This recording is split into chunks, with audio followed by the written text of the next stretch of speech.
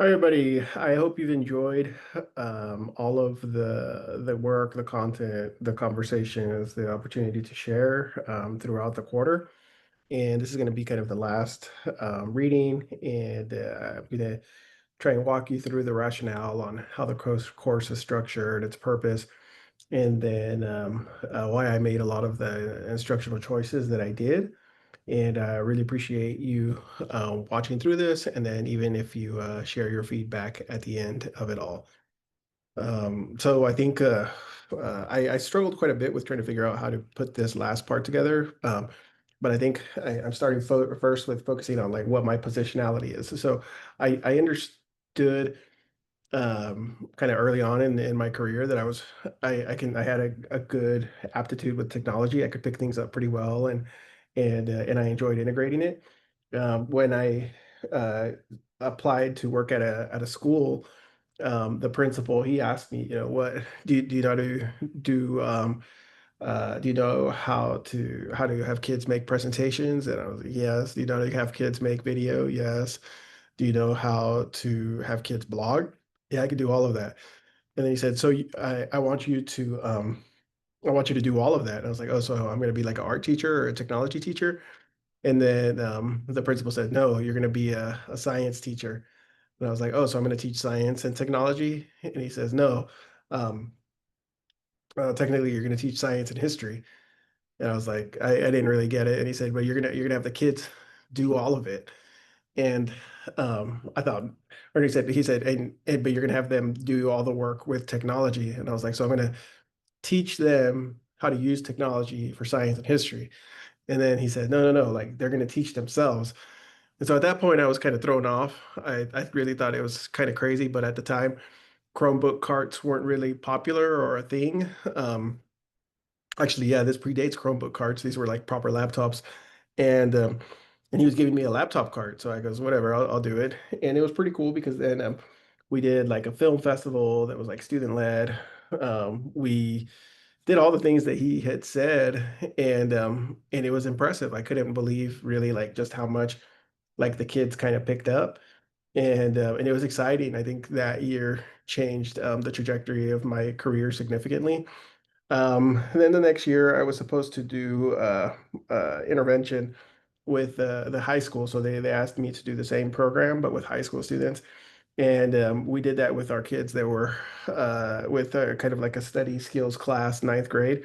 It didn't have any curriculum, so it was just kind of a figure it out situation.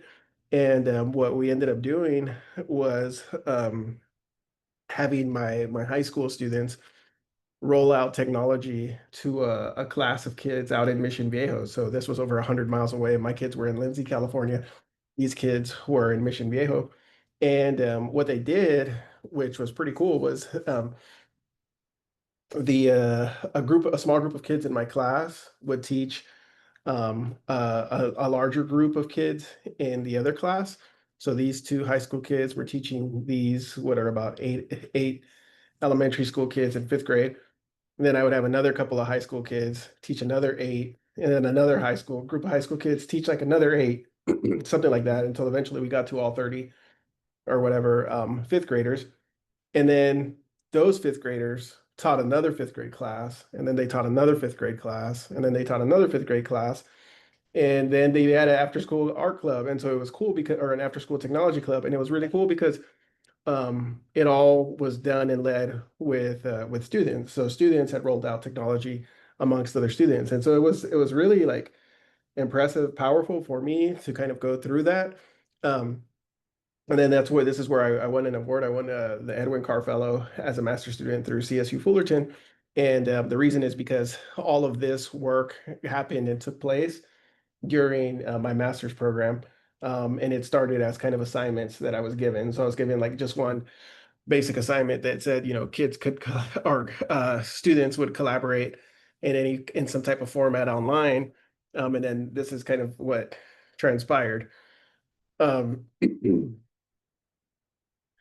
so so what does that look like actually working in practice though, like to have student leadership? So I was always, like I said, I was always really good with technology. This is working with a middle school, and The teachers would tell me like, "Hey, I want to be able to have my kids do some of the stuff that your class is doing. Like, how do we do that?" And I said, "Well, just have my class." Or they would say, maybe they'll let you do a PD or something. And there's a lot of politics around like who gets to do PD and who doesn't. And I wasn't somebody that was going to get to do PD. So I would just tell them, "Hey, well, you know what? On Friday, if you have any downtime or anytime during the week you have downtime, let's connect and I could show you how to do it." And they're like, "Oh no, I leave, on Friday I have to leave early or whatever." Like, no, no. During school, let's connect. I could bring my class over to your class, and then my class will show your class how to do it. Like every one person will teach one person, and that's how they'll learn it. And so it would kind of be they would at first kind of be like, "Oh, all right, well, I don't have to do anything, so it doesn't scare me at all. Like whatever, show up." So we would show up with kids. They would be really engaged. A lot of the kids that would have social challenges would take leadership roles, and then that would always surprise teachers. And then that's how we rolled out an entire film festival, one film festival at the middle school level. Now, what this taught me though was, so I'm not kind of like the hoorah type of person really. And but all the teachers got into it. The other teachers got into it. So one teacher was like, "Hey, I'll set up a selfie wall." Another teacher was like, "Oh, I'll set up a popcorn machine." Another teacher put together like gift baskets. Like, and then eventually it turned into a legit, like pretty awesome thing. We taught the kids, what is it like to like do proper clapping, to be respectful, etc. And it was super cool. But again, it was the power of like having kids like kind of lead the whole event, and then that was kind of what helped change the culture within it. Did the same thing teaching math as a math intervention teacher. I would have sixth grade students teach fourth grade students at the elementary school next door. I would have eighth grade students teach sixth grade students. And what I would do is I would find standards that like worked for both of them. So for example, a lot of my sixth graders struggled with multiplication in the intervention program. And I knew that a lot of the fourth graders struggled with intervention or with multiplication. And so that being kind of like the keystone standard, I would teach the sixth graders how to do different types of multiplication games that would reinforce their work. And then they would go and do that with the fourth graders. And then they would both learn it, but it would really support. A lot of it was for the sixth graders. And it was always like these really like solid dynamic learning environments. Um, but again, like giving the students opportunities to lead and to take ownership of the work. Somewhere in one of the week two or week three conversations, somebody had mentioned something along the lines of like, my students do a lot of projects and like events where they showcase their work. And then they said, but they kind of always struggled with the audience. And so what here my take is um, your audience is built into your system. Your audience is other students. And if your audience can learn at the same time, even better. So whether it's that hard math concept, that hard science concept, the hard history, math, ELA, whatever. So then what I started doing is around the same time, I would do a lot of conference presentations, but I would also bring students to my conferences. So this is at the Kern Q Tech Fest, and I brought a ton of students. And so what was pretty crazy is that when I would bring students, those conferences would always be like way more well received than just like my regular conference. And I was always like, I'm a good presenter. I speak well. I make my work engaging. But whenever I would bring kids, next level every single time. Or whenever I would do professional development within classes as well. So what made life easier for me though was being able to like, if I'm using Padlet, I can do a session easily on Padlet. Like that's not bad. You just, figure out, get some buy-in, talk to teachers, what kind of things are they hoping to be able to accomplish, develop your professional learning around that.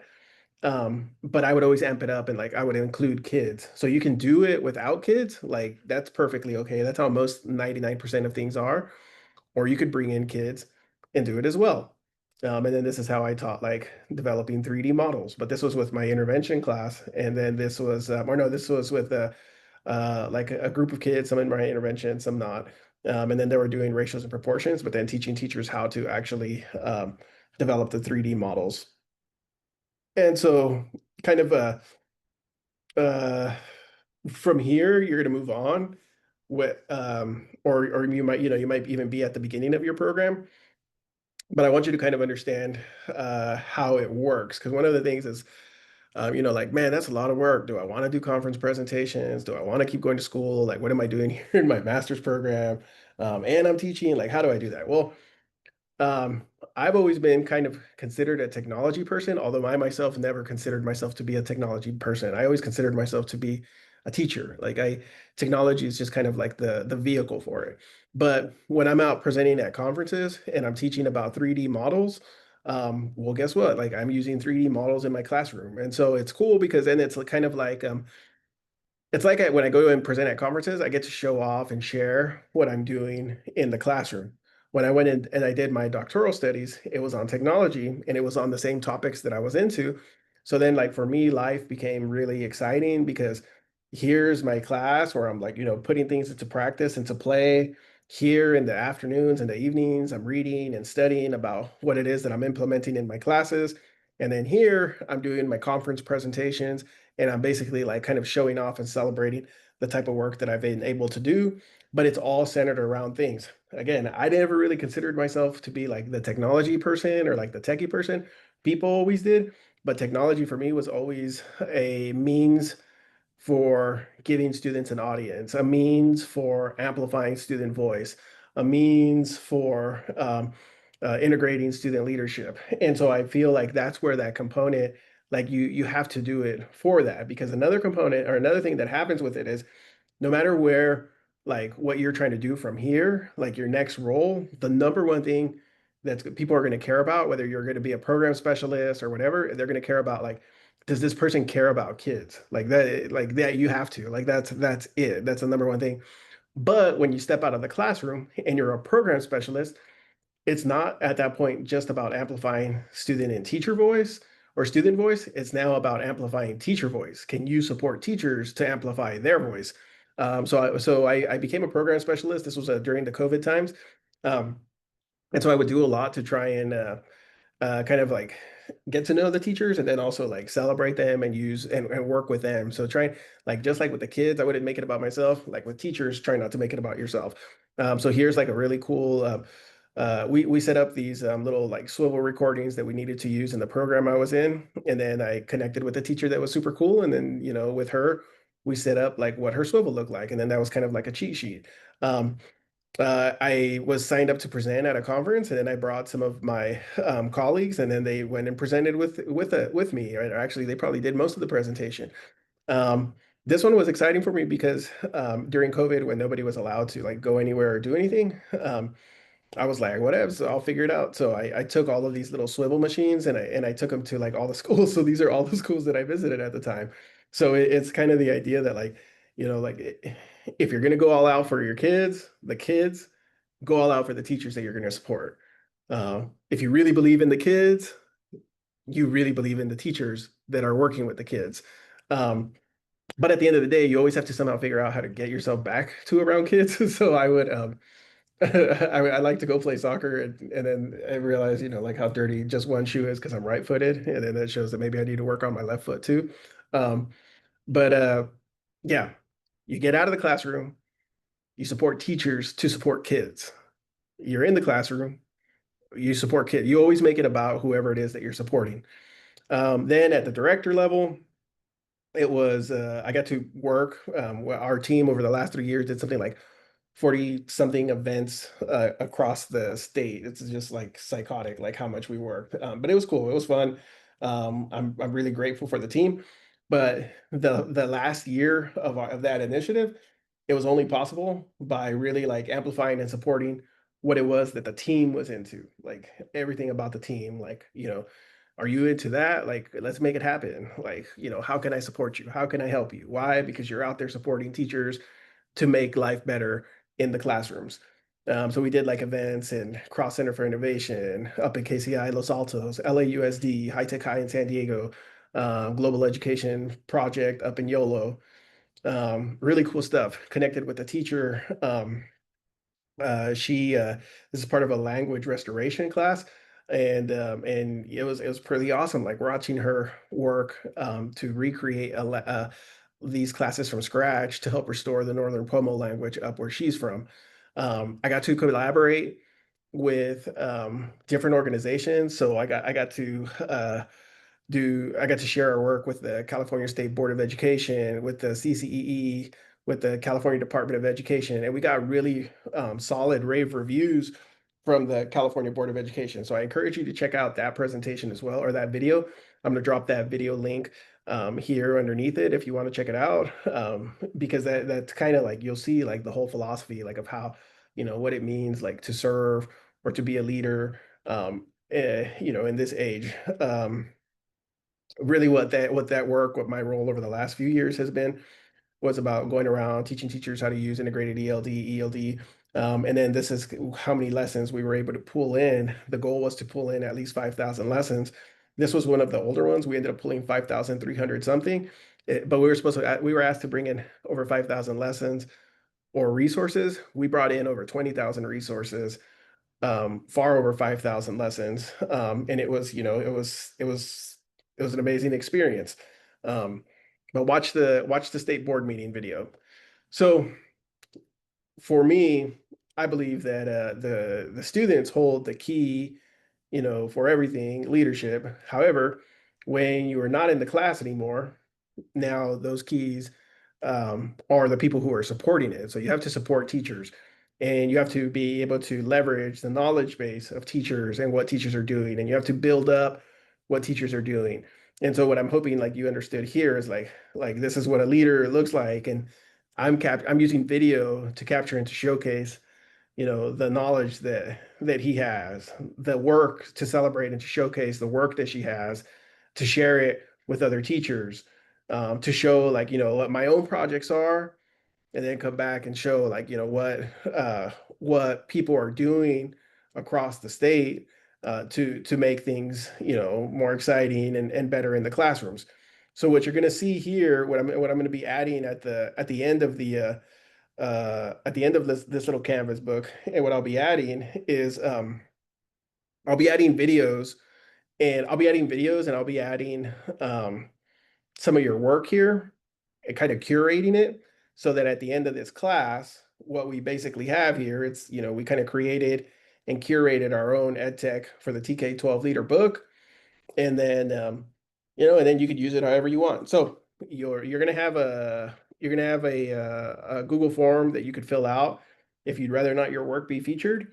And that's okay, no harm, no foul. But like just like I would rely on children students to like be able to provide the knowledge that we showcase and celebrate. Here, it's the same concept. I'm going to rely on your knowledge, what you're doing, and your capacities to celebrate and to showcase what an ed tech leader looks like. Um, now and today, because you all are the ones that are out there in the class. So again, like, how do you figure out how to work with people, to celebrate them, to make it about them, but also as at them as the fund of knowledge. Like the problems that we have today, I mentioned it in one of the earlier like week 1, week 2 things, those can only be solved if we're all working together. And so that's kind of what this little book represents, us working together to create a knowledge base to go out and share out. However, you can do the same thing with your classes. Whether you're putting together a little, whether you're putting together like a little Canva on, environmental issues or math tutorials, anything really. Like, sky's the limit. It's your class, and the kids are there, so engage them and make help them be excited. So that's a lot. Hope you enjoyed it. Reach out if you have any questions. I'm here for you.